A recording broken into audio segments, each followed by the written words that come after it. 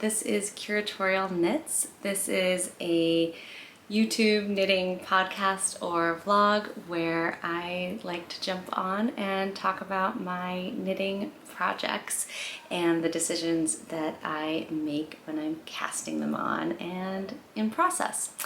I am back after a bit longer than I had hoped or anticipated. I want to say first off, thank you all so much for the incredible response and celebration of the last episode and my first sweater knitting pattern. You guys are amazing. I think we had more comments on the last episode than any other video that I have put out, and I just wanted to say thank you all so much, both for your feedback on the pattern, which has been so heartening and overwhelming, and I just feel incredibly grateful for, and also for your super insightful and inspiring comments around color choice and color work. We're going to be talking a lot more about that today, which I'm really excited about, and I guess we should just dive right in. It is a beautiful summer day here in Northern California. I'm not wearing any knits today, mostly because I just couldn't get what I wanted to wear blocked in time, and I was like in between, like, could it potentially dry in the like hour that I have where I'm, you know, taking my son to go get lunch, or could it, like, I just didn't want to make it be you know, try to show it on blocking mats. So I will be showing you a super fun FO that is not blocked. But I hopefully will be able to take a few FO photos, and while I'm editing, insert those in probably here or here somewhere for you to take a peek at. So yeah, I'm just wearing a linen shirt today, so nothing to be too excited about, but a lot of exciting things coming off and on my needles. And also, maybe I'll talk about this a little bit later too. I have been not, I don't want to say as productive, because I do think that I've been making a lot of choices and decisions, but a lot of the just kind of following a pattern and kind of making things happen knitting that I've been used to doing is advancing much more slowly now that I've started taking on more independence and doing more personal patterns, and, you know, sometimes writing notes about them and making sure that they're things that I both really am passionate about knitting, but also that I can communicate how to make things to others, because that was genuinely so much fun. And so I just want to keep following that energy and keep making things that I love to make and that I think others will love making and wearing too. So with I guess that as our preamble, let's start with the completed object that my mom, I think, is most excited to see. So Mom, it's done. No more WIP of shame. My Pressed Flowers Cardigan is off the blocking mats. It is so much fun to wear. I hope, would love to get some feedback from you guys about a few things though as we get started. Sorry, I forgot I rolled up my sleeves on my linen shirt, so it's gonna look like kind of bumpy gumpy under here. But oh my gosh, do we love it or do we love it? What were my modifications? This is the Pressed Flowers Cardigan by Amy Christoffers, Savory Knitting. It's been everywhere. It's been on my needles everywhere. I have taken this on so many different trips. It's finally done. It's mosaic knitting. Here, I can kind of stand up so you can see where it's hanging. There's some things that are not perfect about this, I will heartily admit. The cast off edge on one side is like perfect for whatever reason, and on the other side is much tighter. I redid this button band a couple times. I thought I wanted it wider, but when I made it wider, it wasn't falling properly, so I ripped it back, did it again, and while I really like the width of it now, And I think the buttonhole placement is right on. I actually took one of the buttonholes out, so it's really just on the straight part of the button band. I don't have any buttons on as soon as it starts going into the V, just my personal preference. For whatever reason, when it blocked, only one side feels a little too tight. So I may try to re-block it. It grew a ton, so much so that I kind of, in blocking, that I kind of like smooshed it back together. And I blocked it on a really warm day in the sun to try to get it to not have just like so much drape, because I didn't want it to go past, say, my like pockets of my jeans. I wanted it to lie kind of right flat on my front jean pockets. I love this fabric. I'm so excited to wear it, both as a kind of transitional piece in the fall, but also, you know, it gets really cold, California cold, but still, it's cold at night here. And so this is gonna just be a perfect layer to throw on the way to dinner, or in the words of I think it's Liz Lemon in 30 Rock, who says, "Good luck moving to San Francisco. You always have to bring a light jacket." So this will be just perfect for that. I knit this out of Magpie's, oh my gosh, I've said this so many times, the poor people who've heard me talk about this so many times. I'm so sorry, you lovely humans.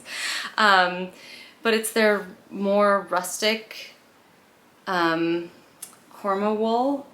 Anyway, I'll link it below. I'm so sorry, my mind has gone with it. The more kind of interesting, I mean, I think this color is perfection. I love it. But it's just held as their sport, you know, their sport weight is great and super versatile. I held it with, though, a really interesting yarn, which is the Verb for Keeping Warm's Marine Layer colorway in Floating, which is a super, just an incredible yarn. I made a short lace cardigan out of Floating last summer, and I got some Floating during the last Bay Area yarn crawl as well, and the custom color for this year, which I'm also really excited about. But this is just so beautiful. I really love it. I paired it with the same color in their mohair. And I have so much left of this for the contrast color. I really want to make a little scarfy thing, and I know the Sophie scarf is kind of everywhere, and the Sophie shawl is everywhere too. Sorry, I'm just gonna take this off because I'm getting a little warm. But there's a lot of other ones, some like really pretty little eyelet ones I think are also really nice. If you have a favorite like little scarf pattern, would you drop it in the comments below? I would really love to kind of branch out and see more options, because I know there's a lot of them out there. So I'm excited to do that. I think it would look really nice, like even with just what I'm wearing right now. I love that. So the modifications that I've made, I did an exterior seam when I, this is when I brought the two sides together on top here. And I'm really happy with that because I do like a little more structured shoulder, as we know. If you've been here for a while, a structured shoulder I think is really helpful, even on a drop shoulder like this one. And what else did I do differently? I think that is really it. I experimented again with making the button band a little wider, didn't end up loving that, so went back to the original.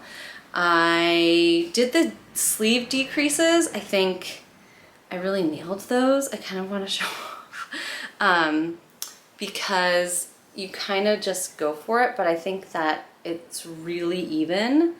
My decreases just look really nice. I'm really, really happy with the way that that all worked out. And yeah, I'm honestly just really glad this is done. I don't usually keep track of like days or weeks that it takes me to complete a project, but this one, let's be honest, it's been a while. To be honest though, it's not 100% complete because I still have to choose buttons. So I'm also hoping you all could help me out with some button feedback. I should probably maybe I should do a vote on Instagram about this too. So I'm gonna hold some up. I will say options A, what do I have? A, B, C, and D. And if you could vote, please. I would love to know in the comments what you guys think I should do. I think because this was on the needles for so long, whenever I would see buttons, I'd say, oh, I should look for buttons for my Pressed Flowers cardigan. And then I would do so, and now I have too many options. So let's go. Actually, why don't I do it on the plant? I'll put them on this background. It's just easier to see. Okay. So option 1, plain large cream. Easy, not thinking too hard. We don't have to be too precious about it. We can just be a button. See, I think this is too big compared to how big the flowers are. I think it's like competing a little bit. What do we think? Yeah, okay, I might even actually say these are not even an option. This is not an option. Forget it. These are dead to us. I hate it. You hate it too. Okay. Unless you don't, you can tell me. It's okay. We can have different opinions. Next up, I got these at Rhinebeck. They're really, really sweet, dusty pink. Ba-ba-da-ba. Now, how does that look? I think that's quite nice, but I worry it might be a little too girly, like a little too flowery femme. But I love a flowery femme, so maybe that's the moment. This is our true option A. Option A, pink and kind of creamy, mauve-y background.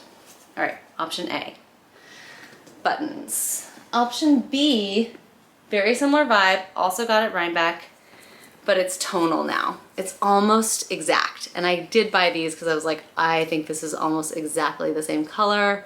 That could be really cool. These are a tad bit more blue, a little bit less green, but close enough for jazz for sure. And I think they're the right size. So that's another option.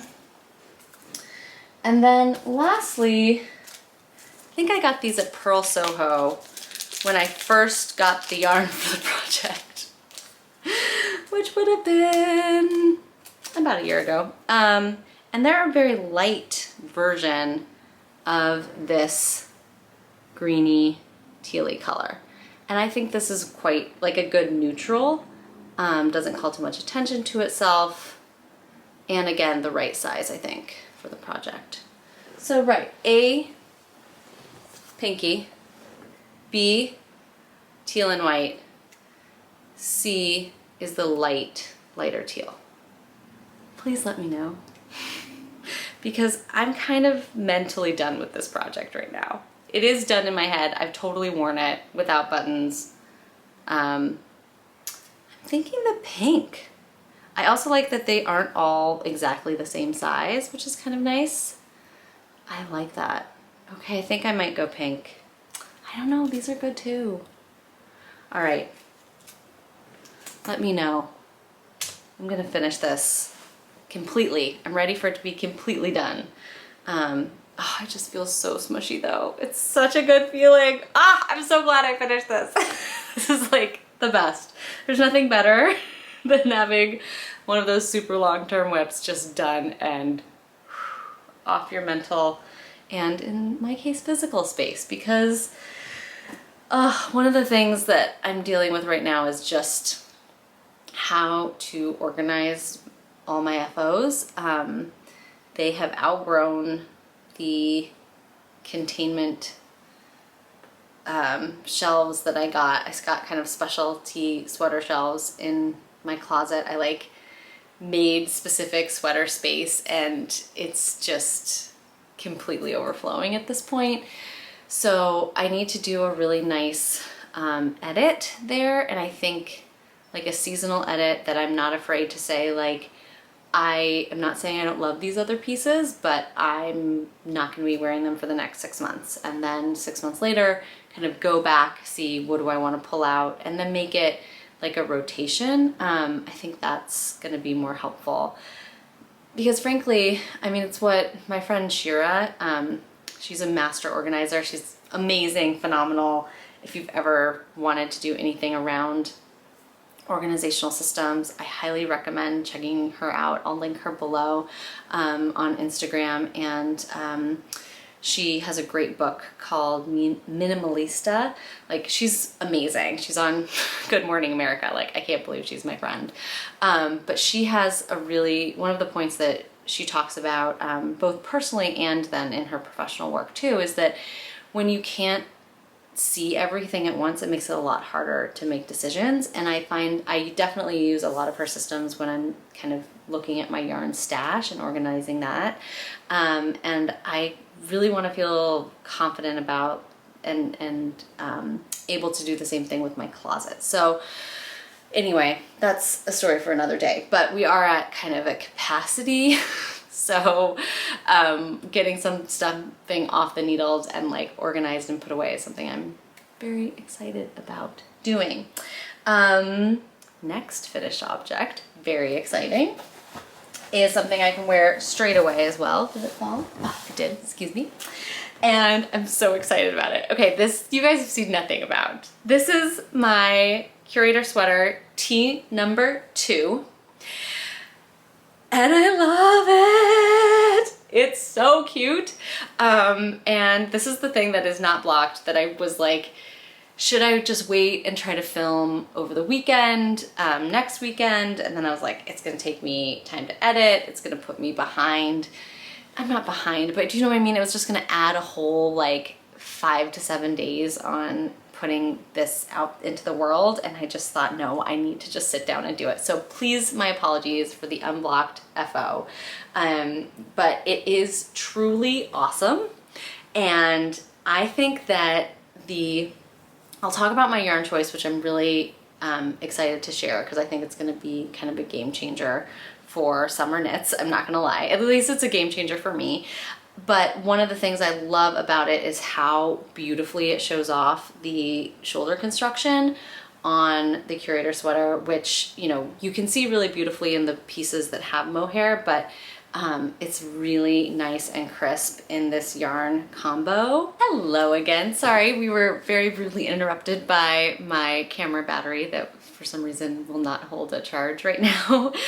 So this might take a couple takes, but what I was saying about my Curator Sweater T number 2 was that I had not done any cables or lace inserts along that side band, what I call the shoulder bands, but I had included, and I'm very happy that I did include the pearl bump that goes down the side.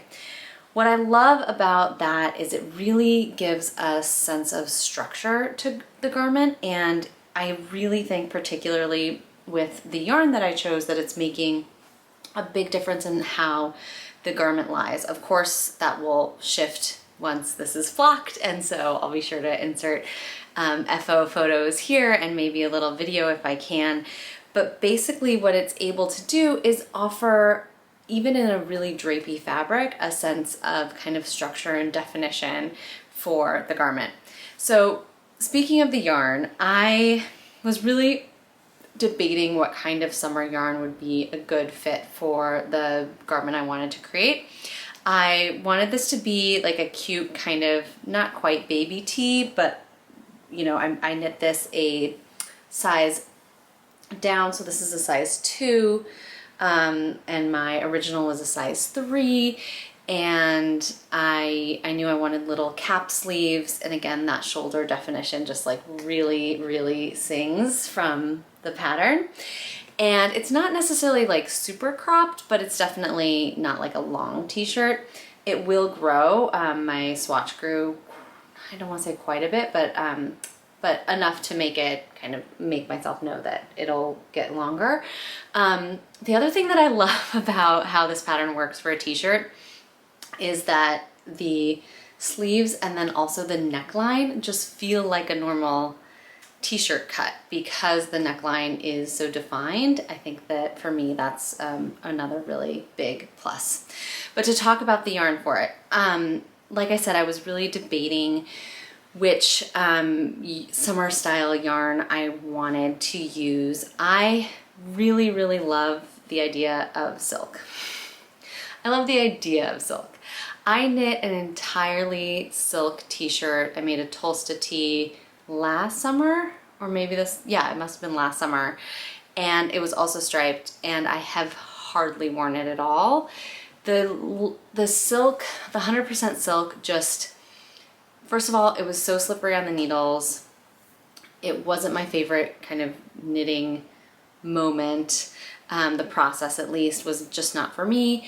And then the final product really feels not, it's like the gauge wasn't right, or the gauge was right while I was knitting it, and then it blocked and it just kept growing, and it just feels like it's stretching out in a way that it shouldn't. There's no elasticity at all, which is, it should be, because it's 100% silk. You know, we should know that that's not going to have any kind of bounce back. So I knew I wanted something with a little bit of bounce back to it. I have another garment t-shirt that's made in Ritual Dyes Undine, which is lovely. That's a cotton linen blend, so I debated using that as well. But I was really hoping to get a little bit of that shine and that really tender drape and hand feel from silk. So I went to my local yarn store that's recently opened called Imagine It, and it's on College Avenue. They've had a shop for many years in San Francisco, and they just opened one here on the kind of Oakland-Berkeley border, and it is fantastic. And they just keep adding to the inventory there, which I'm really happy about. And they carry quite a bit of knitting for Olive. So what I did is I was gonna get my same 20 stitch gauge. Love the gauge of this garment, it's so flexible. And so I picked up the Knitting for Olive cotton merino, which I hadn't used before, but I've heard a lot of different podcasters on YouTube talk about it. I know a lot of folks have been really happy with the combination of that little bit of merino to give the elasticity with a really highly refined cotton. So I was looking at that, and then I was also looking at the pure silk. They are not quite the exact same color, but they're super close. And I knew to get that 20 stitch gauge, I'd need to hold either one of these double. And so instead I held them together, and the fabric combination has been amazing. So basically what we have is a silk merino cotton blend. So it's really giving me the best of all worlds, and I'm so happy about it. For the stripes, I just use the cotton merino, and I also use the soft silk mohair. So the stripe section really has a nice definition, and like it's lifted off of the main fabric, which I really, really love. So this was kind of a revelation for me. This will not be the last garment that I make in this combination. I love the Knitting for Olive colors, and I have to say I really love how flexible making this swap made the fabric, right? I felt really empowered by it, and I think that's something that is, you know, I think Isayar also does this, where they have a lot of yarns that you can combine together to really customize the blend in a way. And so I feel like that was a really fun moment, and I'm really, really, really, really happy with the results. It's super soft and drapey, and I know after blocking it's just gonna get better, better, better. So I'm super happy with this FO. Again, I'm sorry it's not blocked and I'm not wearing it, but I'm delighted by it nonetheless. So I'm really, yeah, tickled with this one. And that's it in terms of finished objects. I have one other project that I'll be talking about at length, and then I'll talk about what I'm gonna cast on next, and then we can talk about the KAL, and then we're good to go, I think. So that's good fun, good summer fun. So I am working on a Colorwork pattern, circular yoke Colorwork pattern made in Nutidid. And it has a name. This is the beginnings of the Color Compass. And it's called the Color Compass because I wanted to make a pattern that would be a great first colorwork pattern for people who maybe were new to it, or for people who were interested in exploring a little, just a snack, I was just gonna say just a snack, but there's probably a better word for it. But just if you're interested in doing a little bit of color theory, like just a smattering of it, just a little snack sized bit of color theory, I think this would be a really, really fun place to play and experiment, and to, as like a compass, kind of find your way. So if you're interested in more of my thoughts about color and color work, I would direct you to the last episode where I really kind of did a deep dive into what I look for in my colorwork sweaters. And obviously a lot of that content helped inform the current WIP. So the chart is done. This is my sample. It is really simple 1x1 color work at the top, and then it goes into the first round of O's, and then the next motif is a little bit more out there and graphic, but it's looking so good. I'm so happy about it. And I do want to talk a little bit about the colors I'm using, and that will help inform how I also guide others in choosing colors for this pattern. Obviously, like, anybody will be able to just cast this on and go off to the races and do whatever choices they want to do. But as a way of exploring color, this is what I recommend. I recommend for the main color, obviously you want this to be able to play well with all your other colors. In my case, I have this incredible luxury of using the light from Honor Air. I will post all of the details below on this colorway. It is phenomenal, and it has about 25 colors all spun into it. I absolutely adore it. It's like a moonstone to me. It has this really reflective quality. There's also quite a lot of blue and pink in this. Next up, so you have your main color, and then your contrast colors. For this pattern, I recommend, there's 4 contrast colors, and I recommend picking 2 colors and then a light version of that color and a dark version of that color. It's super straightforward, like not in any way, no one's reinventing the wheel here. This is not groundbreaking science. This is like super straightforward, but I think it will lead to consistently positive color outcomes, right? So we have our blues on this side, our pinks on the other, a more saturated darker pink and a very light pink. And then for blues, both of these are pretty saturated, but they still have quite a bit of contrast, right? And the lighter blue is quite punchy. I could have gone for a lighter, punchier pink here, but this is just what I had, and they still play really well together, and they play well with their main color too. So that's why I think, so when it comes to that color selection, I want to be able to like guide people to have really successful outcomes, no matter what their palette. I can't wait. I already have like 5. Of course I do. I already have like 5 other color combinations picked out, and not all of them will necessarily follow this pattern or this rubric or guidance, but I do think that it's really, really helpful to give people that guidance if this is something they're looking to explore within more, having more guardrails, right? Like having a little bit more direction. And again, I think can lead to some really successful projects. The other reason I think it's really beginner friendly is that the motifs will get more complicated as the sweater grows. So if you just come into this having never done color work before, that's absolutely fine, because your first rows are just one by one.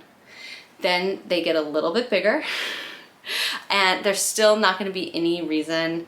So true. There's one section where you might want to catch floats, but the next section will be a little bit more kind of not complicated, but will have a little bit more focus needed. And then the final section will be, it's actually a compass, which I'm really, really excited about. And that last piece, that repeating pattern, you know, you'll want to have done the other steps first, right? Nothing will be out of, you know, any sort of level of difficulty beyond, I would say, advanced beginner. The short rows will be added at the end after the color work's completed. It is a super straightforward circular yoke pattern. The math that I've done so far for the increases, I'm very happy with, and I'm happy with where my sample is landing. The next round of increases will be my real like inflection point. I'm confident in the math that I've done so far, and I just have to finish the section to make sure that it plays out the way that it plays out in 3D, the way it's playing out currently on the page.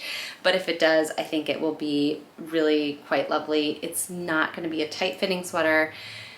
I want this to fit a lot like my, what's a good rubric for this? Honestly, it's gonna have as much ease probably as the Curator sweater. So it's gonna have 4+ inches of positive ease for me. And I'm quite happy with that. And yeah, I'm really excited. I think this is one of the things that may have held up my kind of hopping on here, just because I wanted to make sure that I was in a place where I could really say what was coming next, say what I intended, and also just honestly like getting up the confidence to put this out there. And yeah, I was, one of the things I'm nervous about, I'll be super honest, is that again, none of this pattern is really in reinventing the wheel. The motifs are very straightforward. The increases though, I'm really happy with. They all are lining up really beautifully, and it's a color work increase that I've only been directed to use once, but I have used since then consistently, which I think is a really big game changer. So that will be not innovative, but I think something that I'm bringing to the table with it. But I think, yeah, one of the reasons that it's a little bit harder is just to know that, you know, we are making things that are in the tradition, a tradition that is hundreds and hundreds of years old. And so I somehow felt a little bit more pressure doing this than I did doing the first version of the Curator sweater.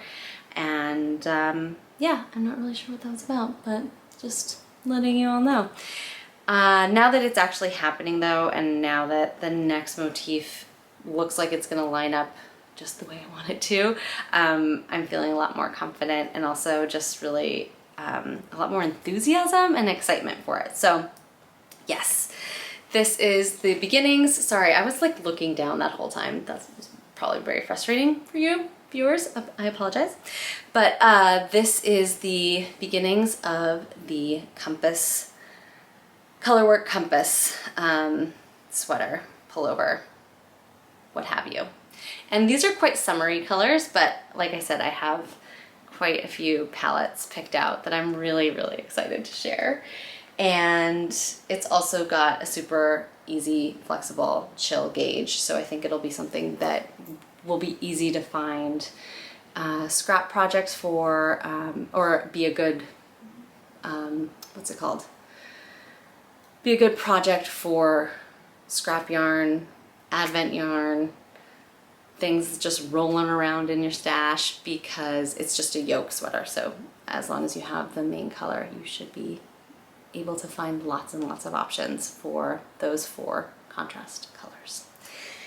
So I think that's my last active WIP. For the Curator KAL though, which I'm super excited about because now we can talk about that. Thank you guys everyone for agreeing to join us on this super fun journey. And I want to take a second to talk a little bit about the bits and bops and logistics, and also just get everyone really stoked for the process.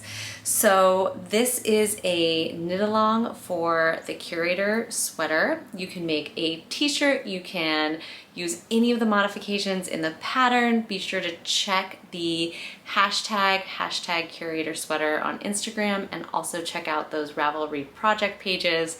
They are really starting to mount up. I just want to say thank you again to everyone for the kind of insane support and just overwhelming positive reception to the pattern. I could not have asked for a better first outing on a garment. It was so exciting, and watching everyone's projects keep popping up again and again in my feed and on Ravelry is just, it's super, super inspiring and heartwarming, and the reason that I wanted to start this process. So thank you, thank you, thank you.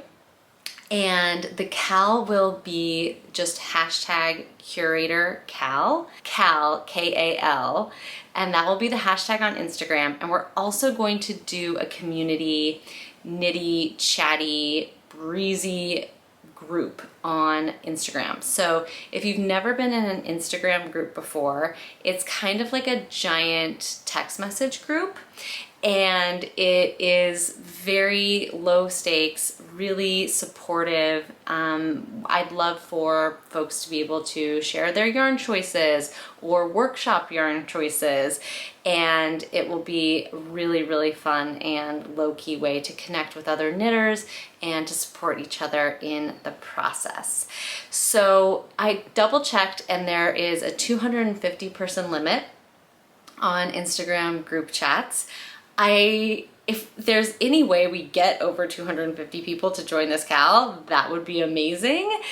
Or people who want to join the KAL and be in the text chat, that would be amazing. And I'll just make 2 groups. But in the meantime, to join that group, just DM me on Instagram and I'll send you the link to join. I'm super excited about this. I actually I've just like barely cast on my next version. It is out of the most insane combination of yarns. I can't wait to share everything about the process with you guys. And I'm actually thinking I'd like to do more regular check-ins about this next version and talk about all of the different customization options that are available. So I've now made my first sample, the teal version, my second sample, which was for my husband, which is the navy version. I made the yellow tee with lace inserts, and now I've made the striped tee. And my next version, this is really going to be for February, Lily.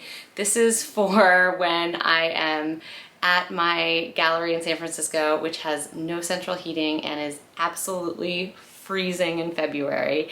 And I am knitting this out of the most insane combination of yarns. This is the Boylan Orchards, is it Finsheep? No, sorry, it's the CVM, Romandale CVM, and this I got at Rhinebeck last year, and it is so full of incredibly positive memories and emotions, and I'm so excited to put it to work, held with a strand of frond, which is the Surrey alpaca from A Verb for Keeping Warm.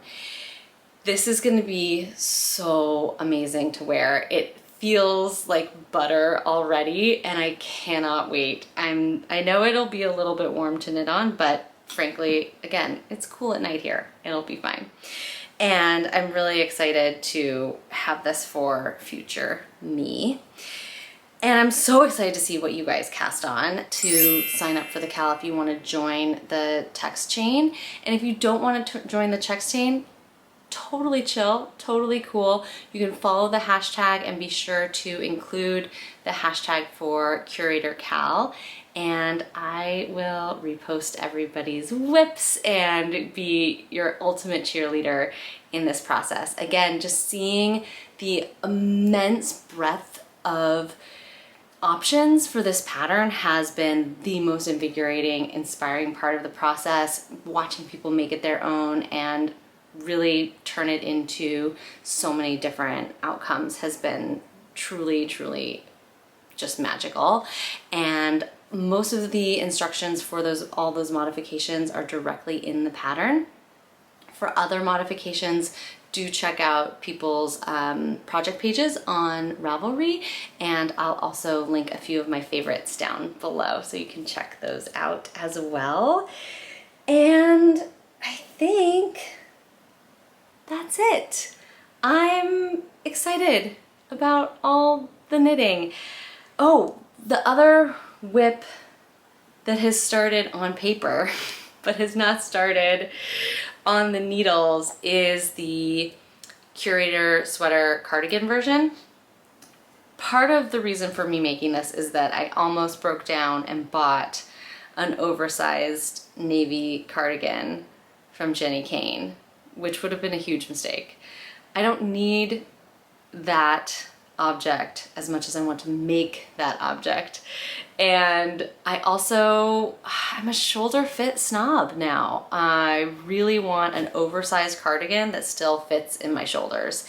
And I've seen enough versions of that to know that it's just not gonna work for me. And there's no reason for me to buy knitwear, let's be very honest. Especially at that price point, which is insane. So I will be making a navy oversized cardigan version of the Curator sweater. It will be at a larger gauge, so Curator sweater, t-shirt version, all the versions, you know, it's just one pattern. That's a 20 stitch gauge. I'm anticipating this gauge to be more like 16 to 18. And I'm very excited about that also because I think it's gonna go super quick. And the yarn is ordered and I'm really excited about it. And I'm excited to share that process with you guys as well. I am so glad I did this today. I'm so glad I jumped on. I got over my yips or nervousness or whatever it was to just talk to a camera about knitting again. And I am so glad you're here. Thank you so much. And I'm saying this to myself as well as you all this time. Thank you so much for putting yourself out there. It is a better place when you put yourself out there, even if it's just one stitch at a time. So with that, we're done and I'll see you next time. Thanks so much. Bye.